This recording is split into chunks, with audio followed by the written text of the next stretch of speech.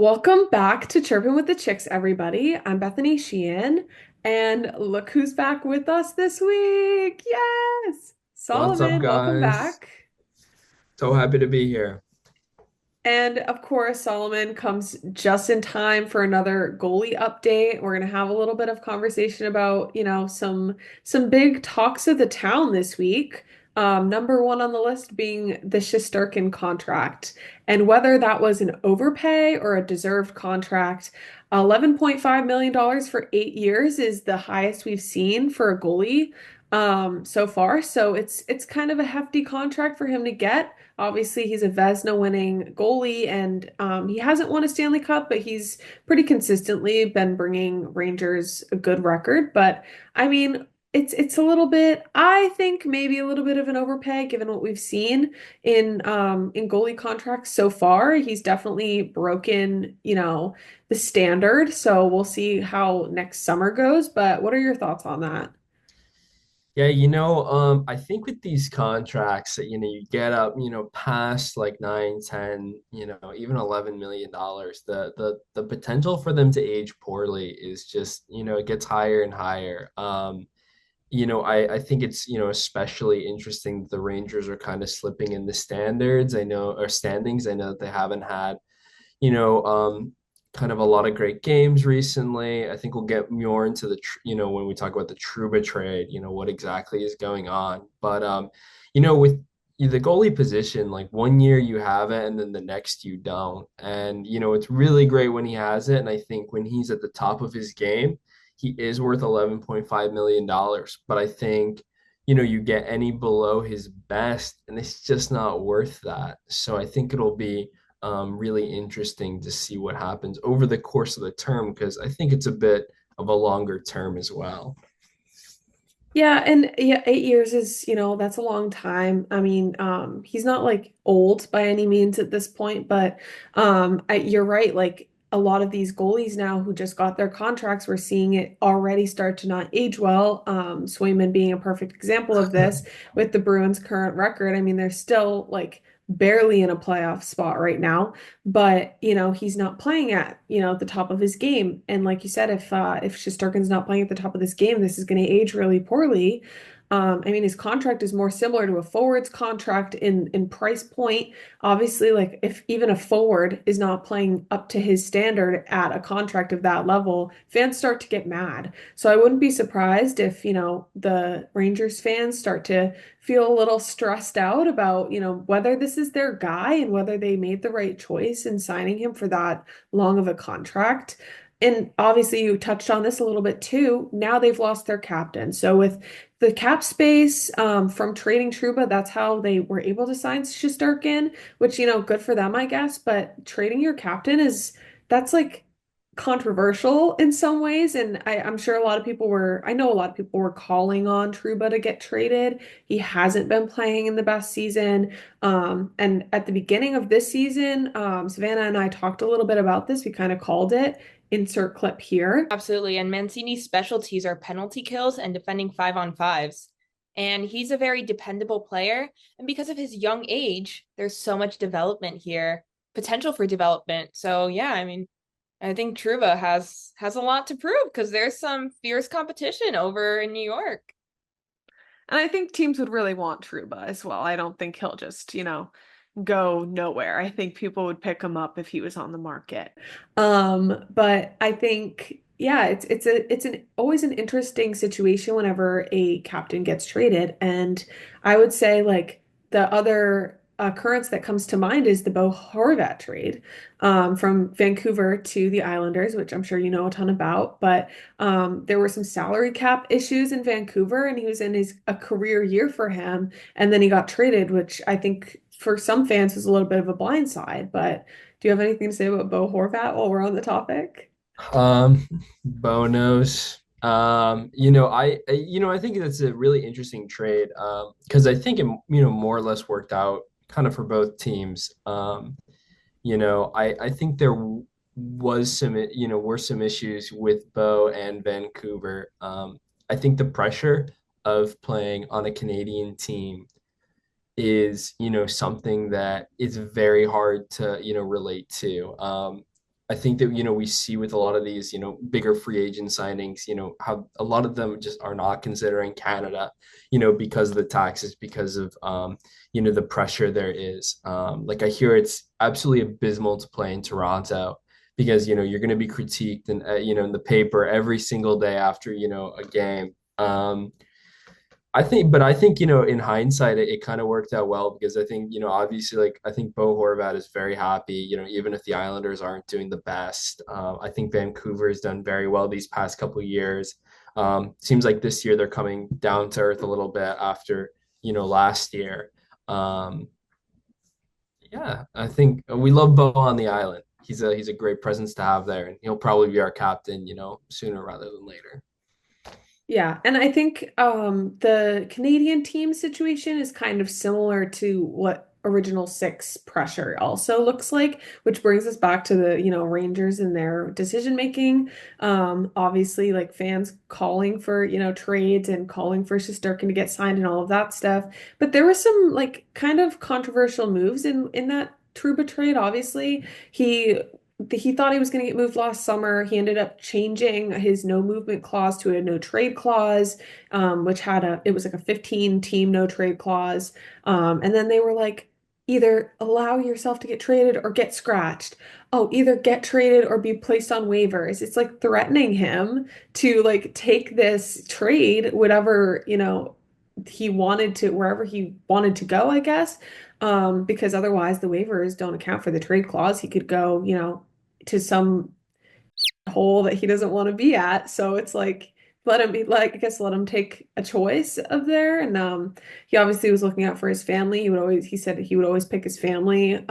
He didn't regret that decision over the summer. And now he's going to be in Anaheim, which was a top option for him and his family and his wife's career, which was kind of sweet of him to take that into consideration as well. But I mean, there's already been conversation about him not playing well on the Ducks. And I mean, it's an adjustment. He just got there. Yeah, I think the situation on the Rangers is really interesting right now because there was a memo sent out a couple weeks ago by the general manager, and he basically sent it to all the other teams. He said, everybody's on the table. I don't know if Shesterkin's on the table, but he's like, everybody's on the table.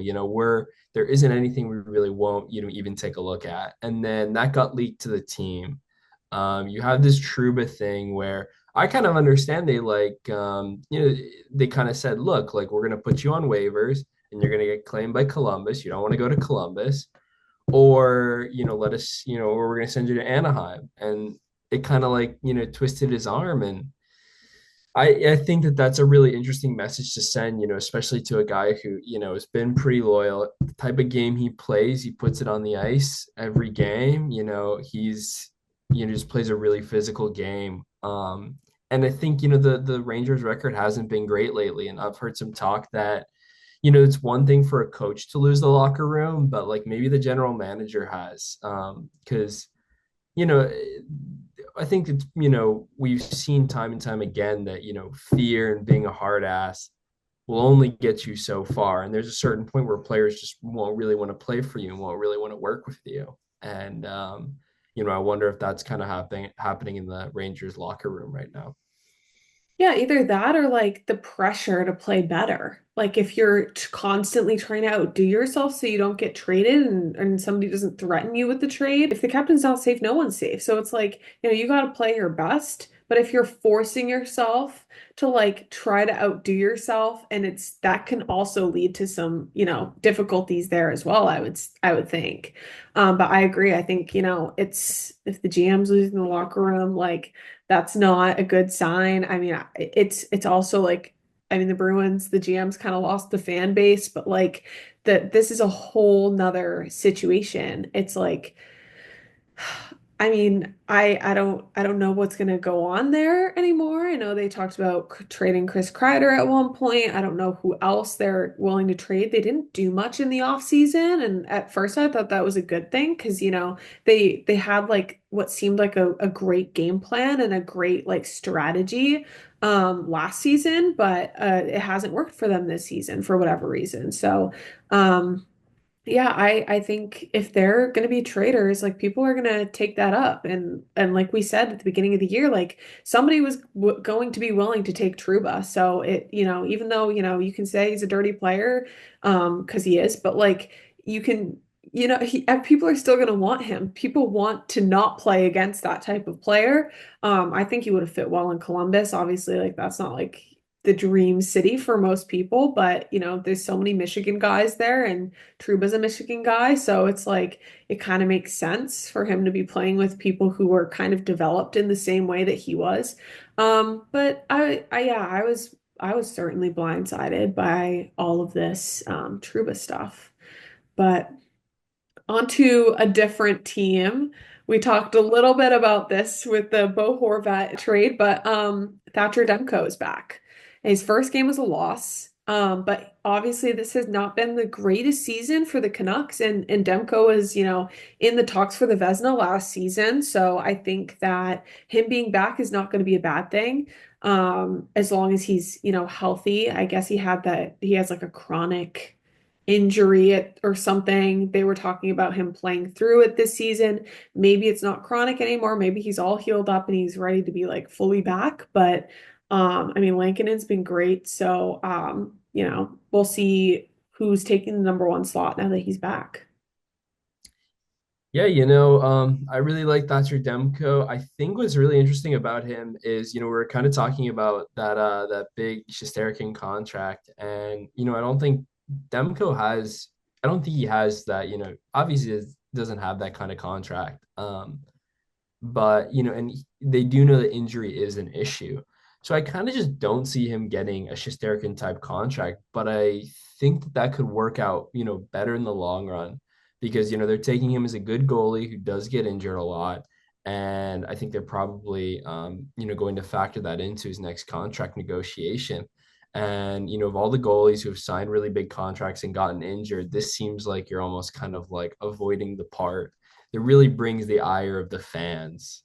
Um, so I'm glad he's back. And it's just kind of, seeing how these injury issues go because, with goalies especially, it's not really, they, get hit in a certain way or, do something that exacerbates an injury.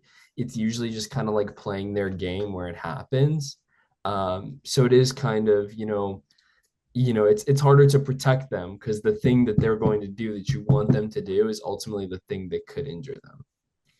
Right. I mean, it's the flexibility. Like, I mean, you can be the most they're the most flexible person on the team, but still like you're bending your body in ways that sometimes has never been seen before. So it's like it's competitive that way and it's difficult that way. But yeah, I'm glad Demko's back. Obviously, I was hoping to see him earlier in the season, but I'm hoping that, maybe when he's in DC next month, I'll be able to see him start against the Caps, but we'll see. And then obviously another person who's back for the Canucks, JT Miller, returned from the player assistance program. He came back and he got 2 assists. So like he's back. Like he's like back and ready to play. He did refuse to answer any media questions about his absence, which is totally understandable. It is again, like you said, Canadian teams are kind of difficult. The media is kind of harsh. And I think that's, a problem and they should work on that, but it's his business. Like it's nobody else's except his business, his family's business. So like butt out of his like business. Like that's ridiculous. Um but last up for goalie news, a Georgiev and Blackwood trade. Georgiev, he's had a difficult season. He's not been playing great. He did get pulled early in the season for Annunen. And so, that was kind of, I mean, it made sense with the way he had been playing. But, Blackwood's also not a top 10 goalie in the league. He's been traded a ton of times. Obviously, he played in New Jersey. He was not good. They traded him. They were like, get out of here. But maybe he'll play better with like a stronger, heavier defense team in front of him, or maybe not. So, what are your thoughts on that? I think there's just kind of this level of like, like at their worst, they could be like a C plus goalie. At their best, they probably have like a ceiling of like a B plus goalie. There's just a lot of them that kind of float around the league. It kind of sucks, but I'm thinking of like your John Gibsons, your Darcy Kempers, it's just, they kind of just float around the league from team to team. I think the real money here is that, you don't know like when a team is just going to be a really good fit for a goalie. And then that improves their numbers, that improves their confidence, and they can really take that next step. I'm thinking right now, like obviously, I think Vegas has done that with a few goalies, but a couple years back, we took Semyon Varlamov from, I think it was like Colorado. He was a kind of a nothing like B goaltender, like he's a good backup for you, and we turned him into a starter. And he's still around. You think he's in like his mid 30s at this point. He's still commanding a couple $1 million every year. So I think it's just kind of like, are they gonna, stay where they are? Are they maybe gonna take that next step? Are they gonna work well with that team? Or, sometimes these trades don't work out and they kind of like float down to the AHL. So kind of just a wait and see. Yeah, and I think like there were a lot of changes that the Sharks made in terms of goaltending in the offseason. Obviously, Blackwood was on the Sharks and also Vitek Vanacek, who was also on the Devils previously. And I wonder if there was some like comfortability factor there with, somebody you used to play heavily with. In addition to that, Tyler Toffoli being on the Devils and moving to the Sharks, like there was some maybe camaraderie in the locker room. So maybe moving him to the Avs would be not best for him since now he's got to kind of he's got to remake his way with the team he doesn't know. I mean, Miles Wood is on is on the Avalanche and he was a Devil as well. So maybe he'll have a bestie. Maybe he'll have a friend. But yeah, I all these like goalie changes, it's very interesting to me. Obviously like the Avalanche have really needed a way to step up and if Blackwood's their way to do that, like good on them. But I mean, I have nothing else to say on that. The Sharks are obviously not going to end up being at the top of the league anytime within this season. But I've liked the way they've been playing, don't get me wrong, but I don't think they'll make it that far up. But while we're on the topic of top Oh teams, yeah. let's get into it. Pyramid time. Bow, bow, bow. Okay, guys. So, the bottom of the pyramid, we've got the Philadelphia Flyers. Now, I know, so there's 32 teams, right? So like there's plenty of teams that are better than the Flyers, and I will go over why. I'm going week to week with this. We're going week to week. Obviously, I posted a pyramid of the week on Instagram this week. So there's some changes, some slight changes to what I posted on Thursday. But we'll get into it. So the Flyers at the bottom. A win against the Red Wings. Scott Laughton had 4 goals. That's ridiculous. Two of them were empty netters though, so like it's not that ridiculous, but like it's funny that he got them all. I think they play an exciting game. They're always fun to watch, and you're always seeing, Matvey Michkov on Twitter highlights. So I'm down.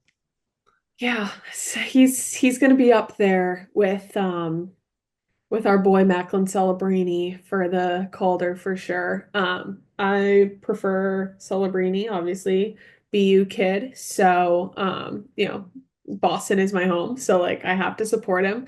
Um, Next on the list, the New Jersey Devils. Okay. I feel like they're on my list almost every week, and I promise I'm not trying to be biased about this at all. I would have placed them higher, except they did not beat the Toronto Maple Leafs the other day. It went to overtime, and then they lost with Austin Matthews got the game-winning goal. So, it is what it is. They also beat the Kings this week 3-1. So that was a good game. Jack Hughes has been looking great out there. They've been having pretty high performance against high-performing teams. Their defense has been great. Markstrom looks okay. They're playing right now. I actually don't know what the score is, and I think they're last time I checked, they were losing to the Blackhawks, but it was like a goal that went off of a defenseman's face. So like that doesn't really count. Um, but yeah, and then they've got some, they're not like changing things up necessarily, but like a couple of third and fourth liners have been coming back from injury. So Nate Bastian is back. Curtis Lazar was on the ice yesterday. Guys who may not be household names, but like they have a pretty profound impact on the way the Devils play. But Toronto, listen, we we know how I feel about Toronto, being a Bruins fan and all. But they did beat the Devils in overtime. The Devils have been great. They've been great. Leafs, I think, are in second place in the Atlantic right now. But they've been good. Solid team. Matthews obviously has been back from injury for a bit. He got that game winner in overtime, like I said earlier. And then there's this whole theory about the magic amulet that John Tavares has, and now Domi's on the trend. I have no idea what's going on with their superstitions. I think it's hilarious. I'm highly superstitious also. Whether I think a magic amulet would prevent me from getting injured, I have yet to know. Obviously, I did get a broken nose a few months ago playing in my sport, but I don't know that a magic amulet would have protected me from that. I think my glove should have and I was just slow with it. So, but you know what? Whatever works for their belief system, I guess. What do you think about the amulet situation? Me and the George Washington University women's hockey team, of which I'm the manager, we were up at a tournament at Liberty University, and one of the players brought it up to me, and we were talking about it. So apparently, it's supposed to protect you from Wi-Fi. Oh yeah, that Yeah. too. I don't know if I agree with that. I don't like John Tavares, so perfect. We don't want that guy on the island. Weird, very So weird. I funny. don't It's subscribe to so the idea funny. that an amulet that protects you from Wi-Fi could help you not get injured. So, It's so weird. Like I don't know, but I mean he's been playing okay. I just I don't know. I'm interested to know when he picked up that amulet thing and if it was before or after he lost the captaincy. Because, like, were they like, you are a problem and we don't want you to have a captaincy anymore? Or did he pick it up after and was like, maybe this will get back into my game? Like, what? I have no idea. he's But begin I think it's hilarious. he's beginning his like villain arc. He got the captaincy stripped. He's picked up a magic amulet. Like, That's what I'm you saying. know, I'm like, what did you sell your soul to, man? That's crazy. Okay, next on the list. Utah. Okay. Ignore this whack freaking magnet that I had to paint because this set didn't have one for Utah, but whatever. Without that being said, they've been hanging in with some, decent teams. The Wild, they took the Wild to a shootout, which like the Wild have been pretty good. Obviously, they're kind of plagued with injuries right now, so they're like not at their best. They've been losing a little bit more than I'm sure they would like.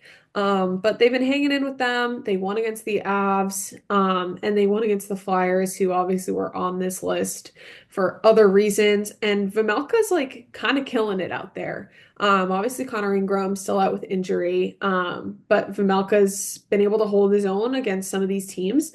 And I remember you talked about when we had last episode, you talked about Vejmelka and how this was an underrated goalie tandem because they mhm, were both actually really good.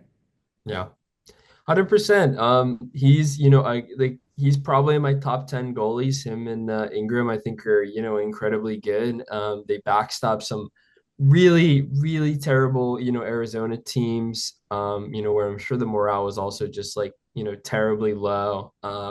He was kind of the highlight of them every night. It's kind of tough to assess a goalie behind a really bad team, but they were losing and he was still pulling out really good numbers, which, says a lot. And I think he's a guy that really kind of, buys into wherever he is. That was Arizona and now it's Utah. So, I'm telling you, hey, my contra might be controversial. I think he could be a starter somewhere else. So, I'm glad he's getting the chance and, yeah, I'm glad he's killing it.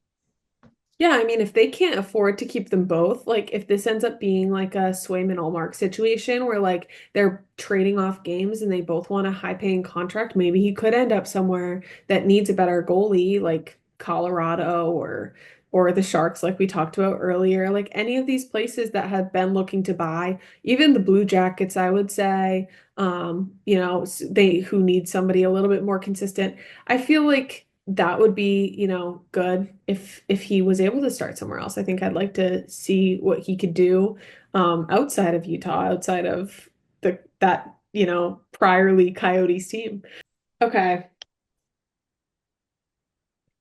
the Kraken. Why the heck? Okay, it's not going to stay. But the Kraken.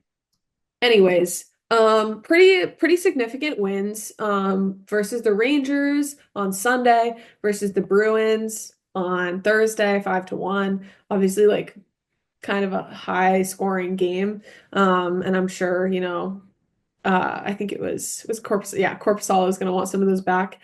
And then they were able to hang in with the Panthers in a shootout. So you know what? I give mad respect to like any team who's able to hang in with like a team that's pretty much leading or at the top two of their division. That's impressive if you're, kind of on the bottom. So the Kraken have been looking really good. Obviously, another important goalie mention is Joey Daccord, North Andover, Massachusetts product. So shout out Massachusetts, shout out North Andover. It's a couple towns from where I grew up. So it's always cool to see, hometown guys shining. But yeah, I think they're an interesting team. Obviously, they're not like, they're not great this season, and I'm sure, their fans want to see a little bit more from them. Yeah, totally agree. Kraken are, one of those teams that can, really hold their own against better teams in the league. You kind of don't know what you're getting, night to night. Interesting that I think, Decord is, becoming a bit of the starter. But the number one team, and this might be controversial, it might not be, but the Edmonton Oilers. Listen, they beat the Wild 7-1. They're heating up. They're catching on fire. It's the perfect time for them to be good because last season they were show until probably like what mid-January or something like that, and that forced them to have to win like so many games straight so that they could make the playoffs and ultimately go to the Stanley Cup. So at this point, they're heating up, they're ready to go. They're looking way better than they were at the beginning of the season. I think they started off in last place. They're in the third in the Pacific right now. So that's, it's a major improvement for them.